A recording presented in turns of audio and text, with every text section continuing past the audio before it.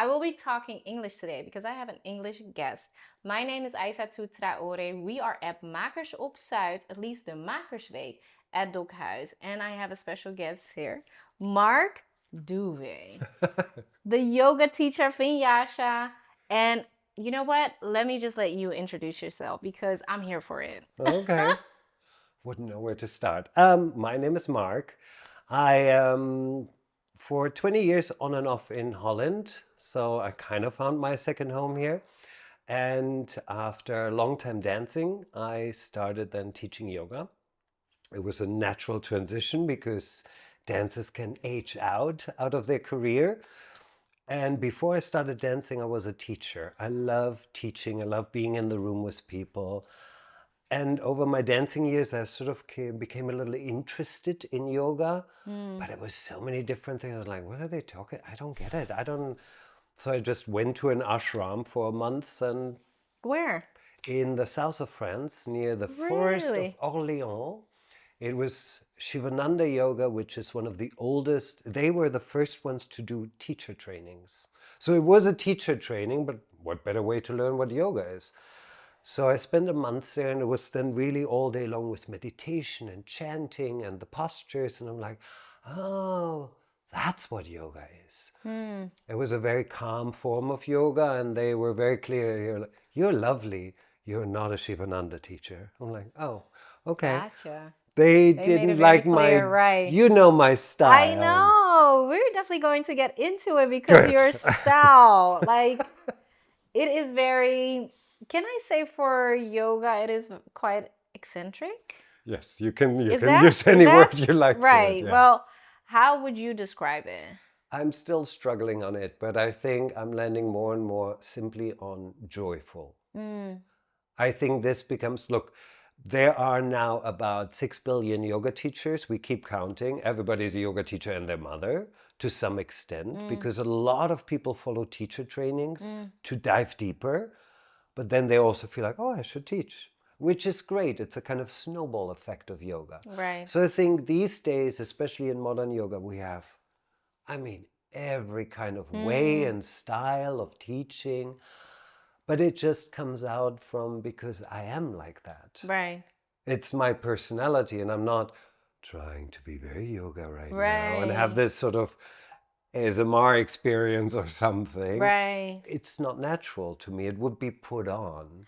And it is that maybe the word eccentric is not even what I'm trying to describe. It's more that you are quite you stand Loud. out. You stand out, right?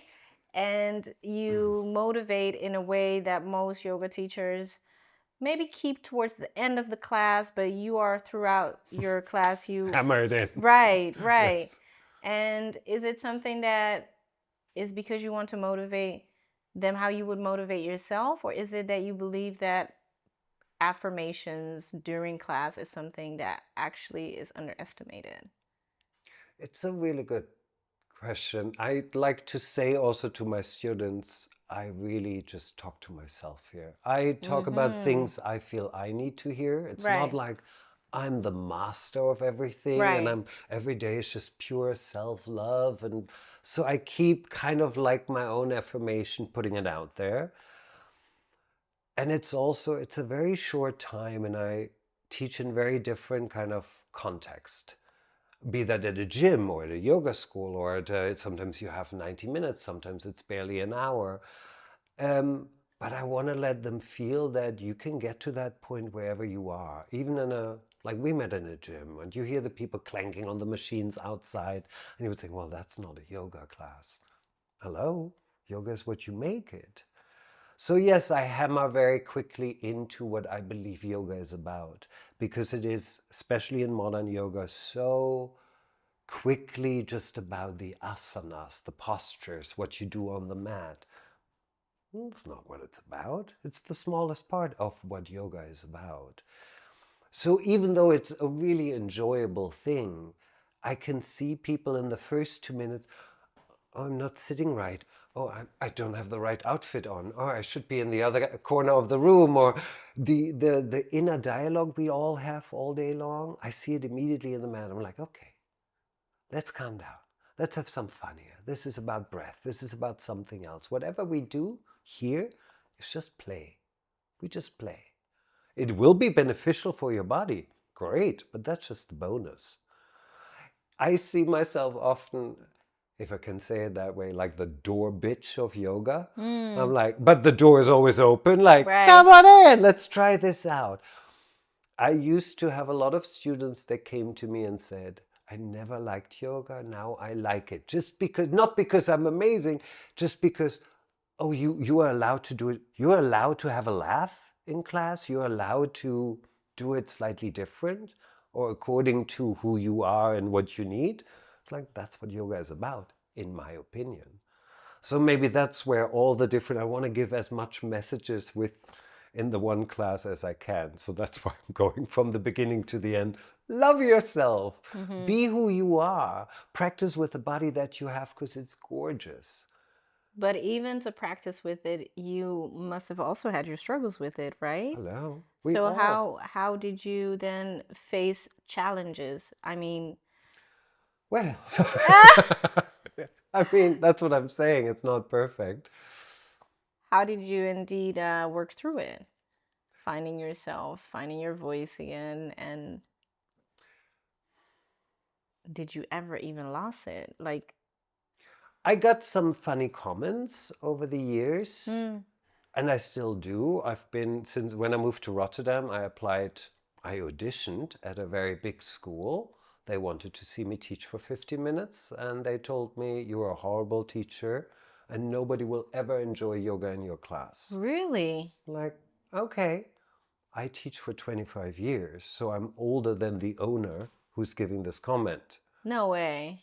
I'm like, that's if you say it doesn't fit to our style, to our teaching, to our school, to what we do, which I understand because you don't do anything in class, but that's okay. But I mean, you have to get a sort of a thick skin. If I listen to every comment I get after my class, it's too loud, he's too much, he's not loud enough, he's this. You can't make everybody happy. Right. I'm not trying to, well, I'm trying to make everybody happy in class Right. to a degree, but it's an energy thing, I feel. And I'm sure I'm going also miss, but in the room you can sort of feel an energy. That's why I like a big group. When I get like 5, 6 people, they also lift the others up like, oh, it's okay. Oh, that's Right. how we do it. And as a teacher, the one person out of 30 person who's rolling their eyes, that's the one that stays with you. That's the one I didn't get. It's very hard to let that go. And I think by talking a lot in the classes about these topics, I mean, I read great books from great teachers. I had great teachers to sit one-on-one with. There's a certain way and knowledge about it, which is really simple. May I say that to every camera? It is all very simple. There is no magical formula to it. But you have, as you said, you have to find it yourself a little bit, what works for you. Right. So am I the best with changes? Well, I think it's a lot, the power comes a lot in the moments where you're still, where you take a moment for yourself, digest a little bit life. I keep talking a lot in class about how fast life is, and it becomes faster and faster. There's so much swiping and looking and information coming in. For me, it always becomes very confusing. It's too much. It's too fast for me. So to slow down yourself and sit just with your own voice and see what comes up. And that's how you naturally find yourself. In the class I just gave here in the Makersweek, it was really nice. Definitely. I also talked about, because on your website you say these beautiful things like entrepreneurship, but creativity and intuition and stuff. How do you connect to this if you're never still, if you never listen in? You can't. Otherwise you're simply copying other people all the time. Right. So I think it comes over the years of doing the same thing over and over. You hone your craft. If you like it, that's a different thing. But this is what I have to offer to you. This is what I can put on the table. Eat it, don't eat it. Right. I have nothing else. Because you even also travel abroad and you go the distance.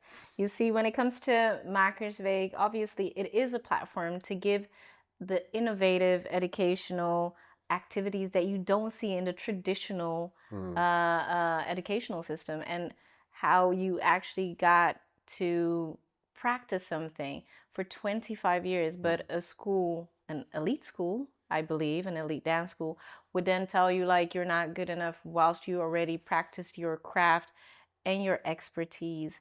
How do you handle that, and what is the advice that you can give to viewers to make sure that you stand your ground and you still believe in yourself, right? Okay. There I would love to quote one of my great inspirational teachers, RuPaul, who says, "What other people say about me has nothing to do with me. It's none of my business." You cannot constantly listen. I think it would be more beneficial instead of reading. And we all know what a comment section looks like. Right. So that's, you have to take that with a grain of salt. What would be much more interesting is put a camera in the corner of the room and film yourself. Look at yourself. What are you doing? How do you like, oh, wait, I've seen myself on video teaching and was like, oh, geez, that was maybe a little much. I mean, I'm also questioning it. But you also see the people coming back and the people thriving on it. I'm not saying it's for everybody, but there are definitely people who are like, yes, this works. So I think if you try to serve everybody, you serve everybody very little. You know, otherwise, we are all so different. I think if you have an open mind and you come into my class, you still get a very solid yoga class, but you're like, okay, I don't need all this. It's too much. Some people don't like the music. Some people don't like this and that. If you try to serve everybody, you're going to burn out very quickly. Come to yourself, have your best friends look at you and remind you, Mark, you know, Right. this is a much more, because they know you, they know your vibe, your frequency, and they know when you start to move off it. They're like, really, that's what you want to do? You want to do it that way? At least you have to explain it to them. I think this is a really good way to stay on your path, however the path might go, but to be honest to yourself. And this is where I talked in the class as well about, like, okay, if you think yoga has nothing to do with entrepreneurship, entrepreneurship should, in my opinion, should be about what's your belief? What's your values? What do you want to bring to the world? If you don't have a business and you're in the yoga class, what's your values? What's your beliefs? How do you want to walk out of this room and interact with other people? Because that's my loveliest quote by Krishna Das, a great teacher. He was asked, how do you notice that you're getting better in the practice? When you're nicer to people. So that's come to see how you want to see it. No, I'm so intrigued by the story, and I could definitely talk to you for hours. Next time. Like I already mentioned, we even have the same like outfit, and we're but like yours is a literally- proper yoga outfit. I definitely like, also because I got it. My second mom, Bia, made this outfit, and even the back. I want to show the back because it's Look really, at that. she designed it. I'm looking at Shane. That's the cameraman, all the way from France, people. Up and down, up and down, up and down. Yeah, turn. Okay, now it's gonna be shown all the way, and then we're gonna do which pose? I think everything can be a pose if you want it to be. Yeah. Right, but also because you did ballet, right? A little bit of dancing in my background, yeah. I loved it. Yeah. A little bit. Well, I mean, it feels like another lifetime, but it's yeah. but you know, nice. once you have it, once you have like ballerina, then it never leaves your system. Look at Naomi Campbell. Yeah, it's always, it still comes back in like it's etiquette. the trauma and the torture that will always bring you back to it. So Mark, thank you so much. Thank you for much. teaching during the Makersweek, and we would love to see you again. People, thank you for watching. This is Mark Douwe, together with your host, Aïssatou Traoré.